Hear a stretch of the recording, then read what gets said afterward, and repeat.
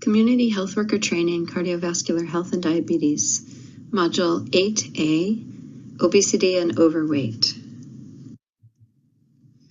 Learning outcomes for this mini module: explain the importance of healthy eating and weight control for good health, describe what causes people to be overweight or obese, and list health risks associating with being overweight or obese. Healthy eating and weight control. In this mini module, we'll discuss healthy eating and how important it is for people to keep their weight within a range that is right for their height. To keep their weight under control, people need a balance between the amount of food they eat and the amount of physical activity they get. Being overweight puts a person at greater risk for diabetes and high blood pressure, which are major risk factors for heart disease and stroke.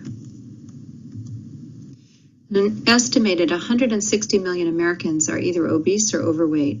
Nearly 3/4 of American men and more than 60% of women are obese or overweight.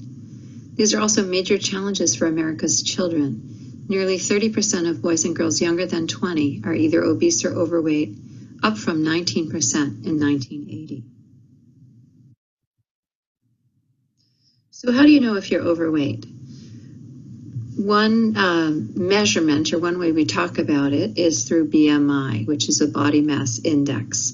And that is a measurement of your weight compared to your height.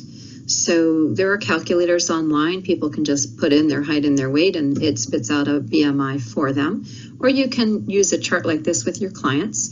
And what they would do is on the column on the left, they would find their height in feet and inches. And then they would go across to how much they weigh. So let's pretend that somebody is 5 feet 2 inches high, and you'll find that. And that she weighs 140 pounds. So you'll go across 5'2" until you get to 140 pounds. And you'll see that that's in orange. And in this particular chart, if you look down at the bottom, orange means that that person would be considered overweight.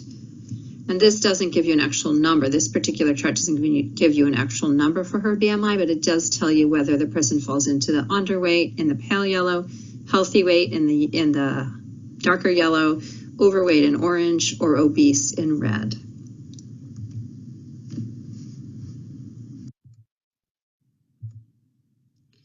So here are the numbers that go along with underweight, normal, overweight, obese.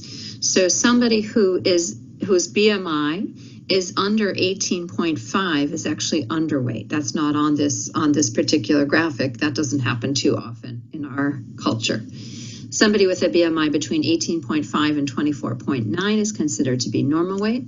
Overweight is 25 to 29.9 BMI. A BMI of 30 to 39.9 is considered to be obese. And then morbidly obese is a BMI of 40 or over.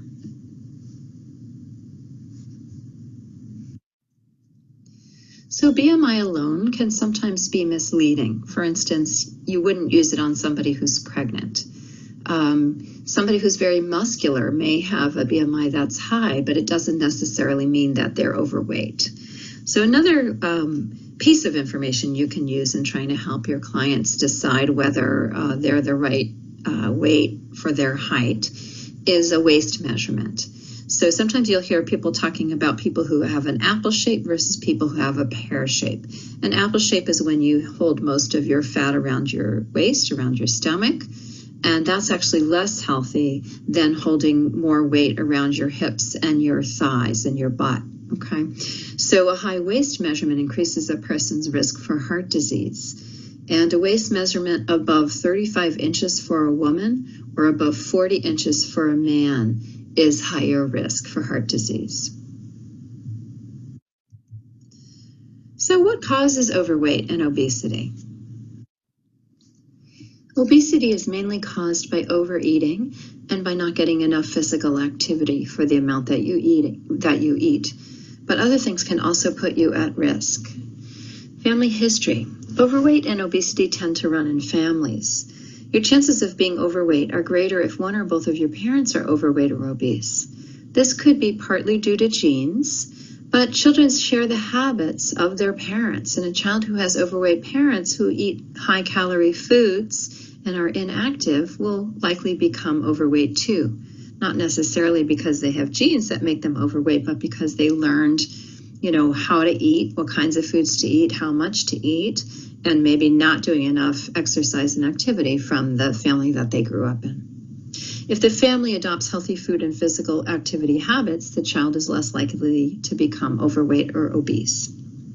Lifestyle can also contribute to being overweight or obese. You're not doomed to be overweight because other family members are overweight. You can't choose your family, but you can choose to change your eating habits and to increase your physical activity, and that will make a big difference.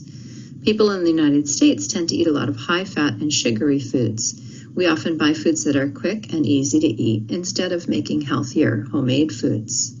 People who are inactive are more likely to gain weight because they don't burn the calories that they take in from food and drinks. But people can certainly make changes around their diet and around the amount of activity that they have.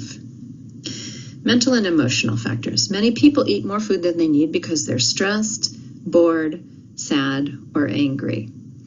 Sometimes we eat without even thinking about what we're eating if we're doing something else at the same time, or if we're really mad about something, we can be just shoveling in food and it has nothing to do with whether we're hungry or not. In terms of health conditions and medicines, some problems with the way the body makes and handles hormones can lead to gaining weight, for instance, hypothyroid.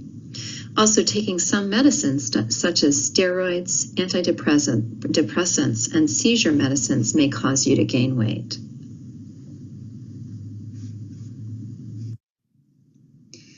Where we live can also impact our BMI. So our environment doesn't always support healthy lifestyle habits. In fact, it encourages obesity. Some reasons include a lack of neighborhood sidewalks and safe play areas. So not having area parks, trails, sidewalks, and affordable gyms makes it hard for people to be physically active. Our work schedules. People often say they don't have time to be physically active because of long work hours and time spent commuting. Some people are exhausted when they get home from work and they simply don't have the energy to exercise. Oversized food portions. Americans are exposed to huge food portions in restaurants, fast food places, gas stations, movie theaters, supermarkets, and even at home. Some of these large meals and snacks can feed 2 or more people. Over time, this will cause weight gain if it isn't balanced with physical activity.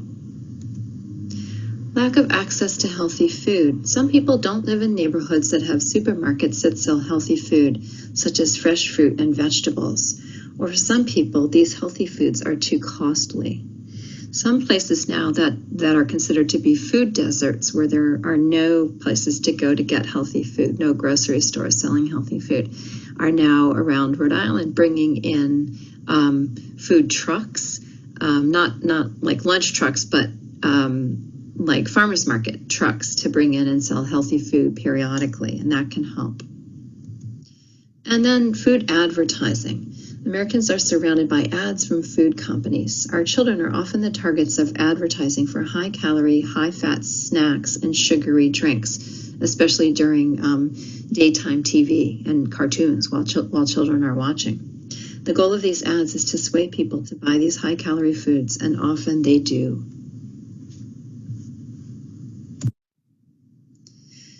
Other things also influence our chance of becoming overweight or obese. Age. As you get older, you tend to lose muscle, especially if you're less active. Muscle loss can slow down the rate at which your body burns calories. If you don't reduce your calorie intake as you get older, you may gain weight. Midlife weight gain in women is mainly due to aging and lifestyle, but menopause also plays a role. Many women gain about 5 pounds during menopause and have more fat around the waist than they did before. Pregnancy.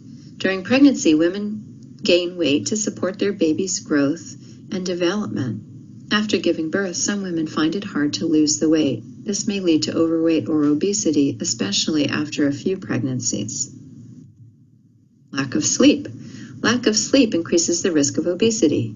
Sleep helps maintain a healthy balance of the hormones that you need that make you feel hungry, which is ghrelin, or full, leptin. When you don't get enough sleep, your levels of ghrelin go up, and and your levels of leptin go down. This makes you feel hungrier than when you're well rested.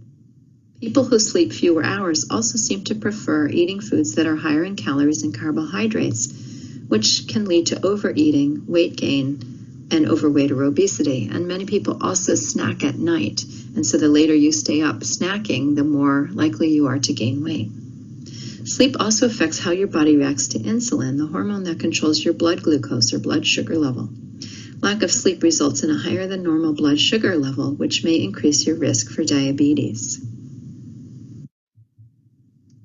So what are the health risks of obesity? Many serious health problems and diseases are related to obesity.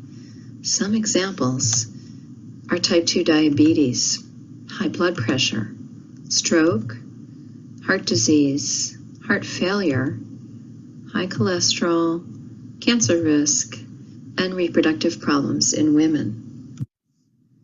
Overweight and obesity in children and teens. Overweight and obesity also increase the health risks for children and teens. Type 2 diabetes was once rare in American children, but an increasing number of children are developing the disease. Also, overweight children are more likely to become overweight or obese as adults with the same disease risks.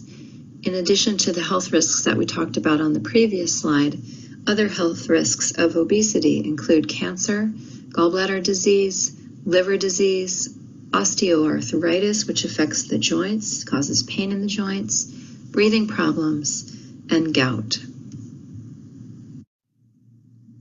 In addition to the health risks of obesity, there are psychological and social risks.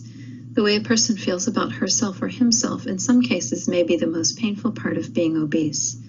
In our society, overweight people are often seen as lazy, unattractive, and undisciplined, even though this is not true.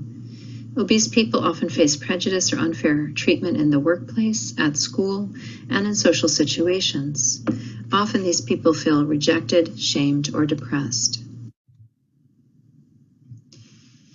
Now you've learned about the importance of healthy eating and weight control for good health. You can describe what causes people to become overweight or obese and list the health risks associated with being overweight or obese. In the next mini module, we're going to talk about how to prevent and treat obesity and how to help people have a healthy diet.